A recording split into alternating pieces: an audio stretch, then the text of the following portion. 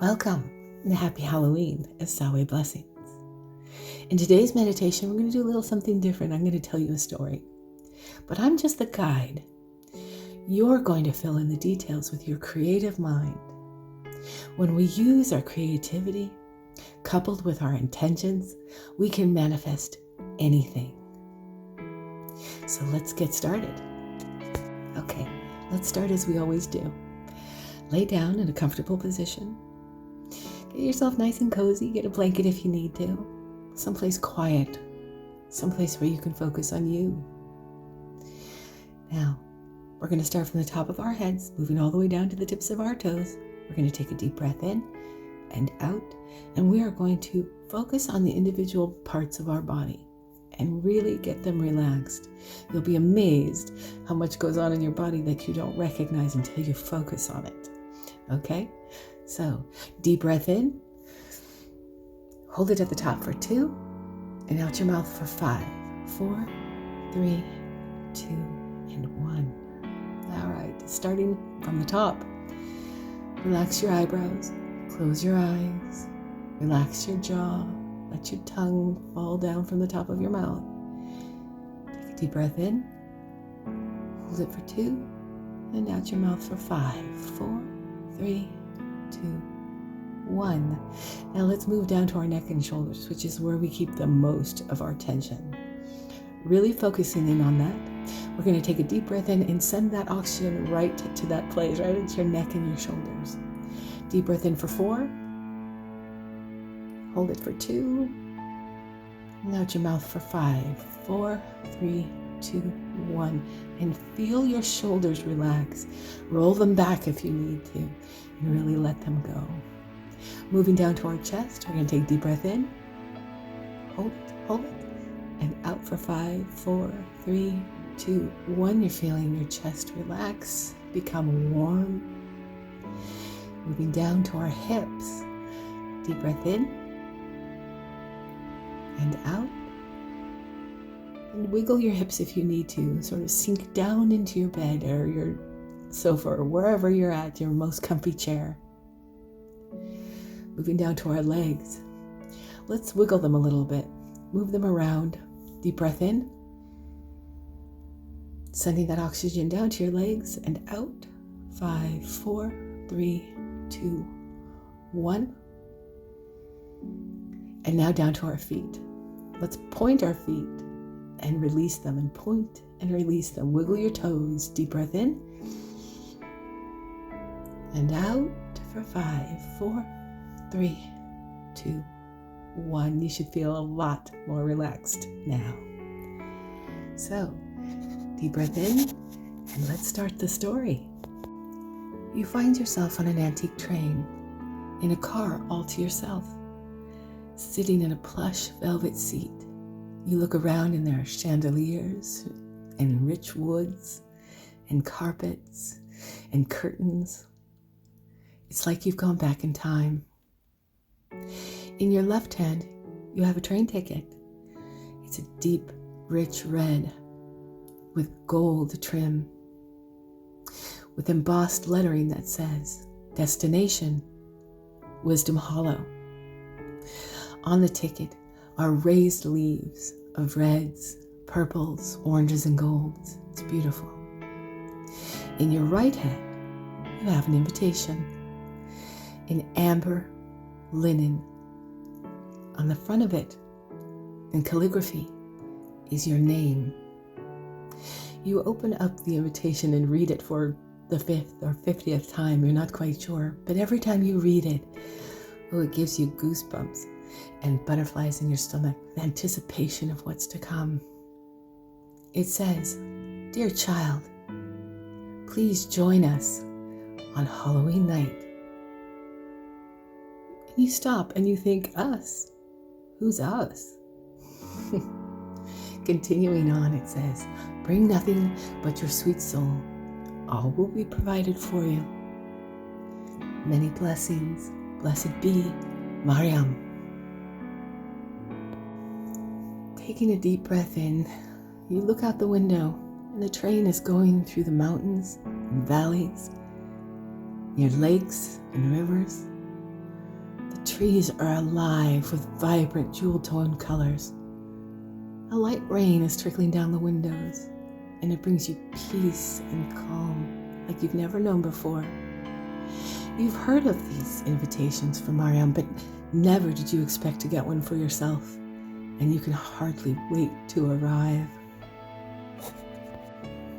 As the train starts to slow, you see it pulling into a historic train station that says Wisdom Hollow. You see a woman standing on the platform. She's wearing a long velvet gown with a silver cape embroidered with snowflakes. She has beautiful long white silvery hair and the sweetest, kindest face you've ever seen, and you are sure that must be her waiting for you. As you debark the train, she comes up to you and says, "Oh child, I am so glad that you came." And she embraces you as if she's known you for lifetimes. She says, "We must rush. We have many things to do before tonight." She takes you by the hand and leads you out of the station. As you walk, she shows you her town of Wisdom Hollow, pointing out old Victorian homes and shops and restaurants. She says, "We have come to our first stop, the flower shop." As you enter the old Victorian building, the bells jingle on the door, and from the back you hear, "Just a moment, I'll be right there." And a young woman comes running out, vibrant, young, full of life. And Mariam introduces you. "This is May," she says. You see her, and she is so beautiful. Long black hair, wearing a white velvet dress and a rich green emerald cape, much like Mariam's, only it's covered in little purple, blue, pink, and yellow flowers. May hands you a large bouquet of sunflowers and gives you a hug and whispers, "I'll see you later." As you leave, you wave goodbye and you continue on to your next stop. Continuing walking through the town, there are children everywhere, running around in their Halloween costumes, excited about the night to come. Mariam says, "We have to go across the street. Our next shop is over there." Opening the door to the dressmaker's shop, children come pouring out. Where did they come from? All in their costumes, ready to go. As you step inside, Mariam introduces you to Summer, and she embraces you with the warm hug of a mother. Summer is dressed in a cape just like Mariam and May's, only hers is a beautiful ocean blue with white flowers and suns and moons and waves. She has lovely, long, curly red hair and a soft, loving face. She says, "Wait for me, my dear. I have something for you." And she comes out from the back with a package wrapped in paper and tied with string. She says, "Open it." And so you do. It is a cape of your own. Only this one is in your favorite fall colors, embroidered with leaves and vines and pumpkins. You put it on and it fits perfectly, of course. Handmade by Summer herself. She gives you a warm embrace and says, "I'll see you later." And you and Mariam continue on. You and Mariam continue on until you come to the end of the village. And she says to you, "This way, my dear, we must go through the woods." You walk down a path covered in jewel-toned leaves. The rustling of the leaves, the singing of the wind. It is hypnotic and beautiful. Mariam says, "We are almost there, my dear." And you think, "I could keep going through these woods forever." But you look down the end of the path, and there it is, Mariam's cottage. As you approach her cottage, you see the most beautiful stone cottage you've ever seen. You can see the candles flickering in the windows, And in the front, beyond the gate, is a garden filled with all kinds of herbs and flowers and pumpkins. Mariam hands you a basket and says, "My dear, will you go over to my tea garden and pick us some herbs for our tea?" You gladly take the basket and head over to her tea garden.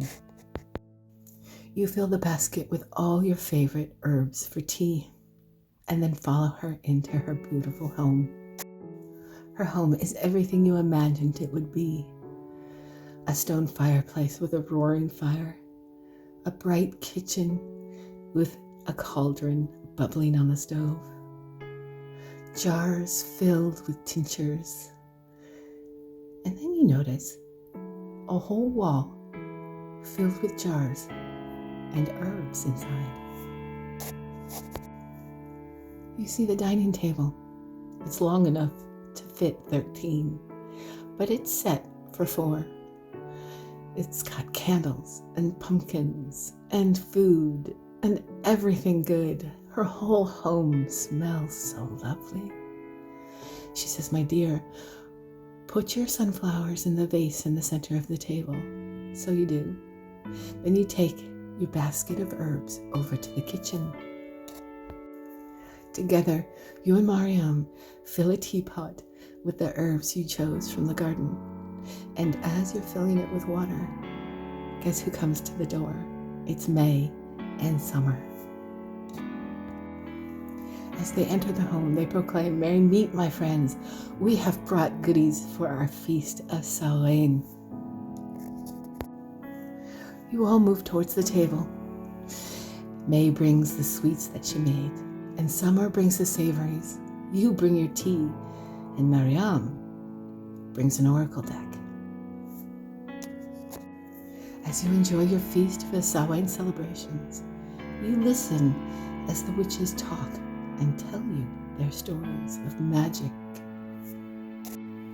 Satiated from your feast and from the stories that you have heard, Mariam passes around, starting with May, her witch's kitchen oracle deck, and says, "May, pull a card." And she does, and it says, "Oh, human, faithfulness."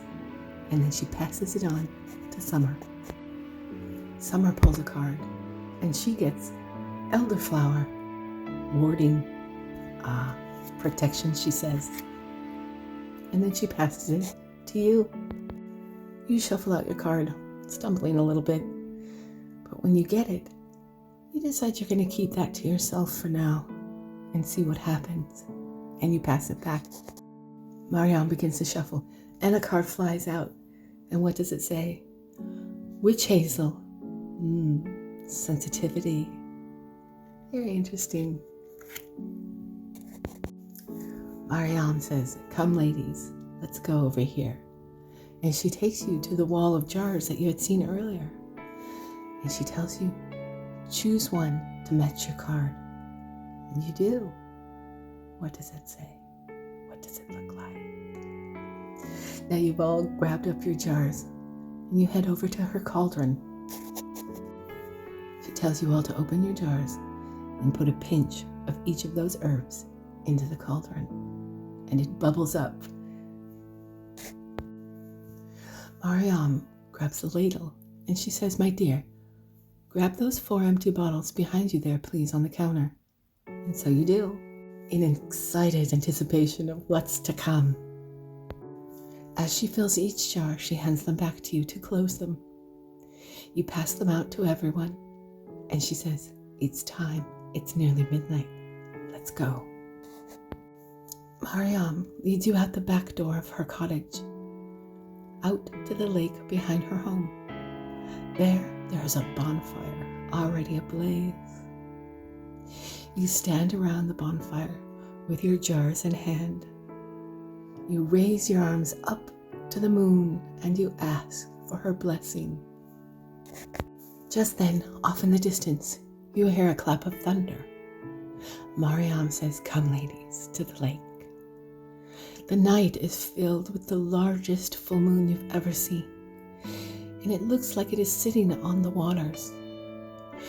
One by one, you take your spells and you toss them into the waters.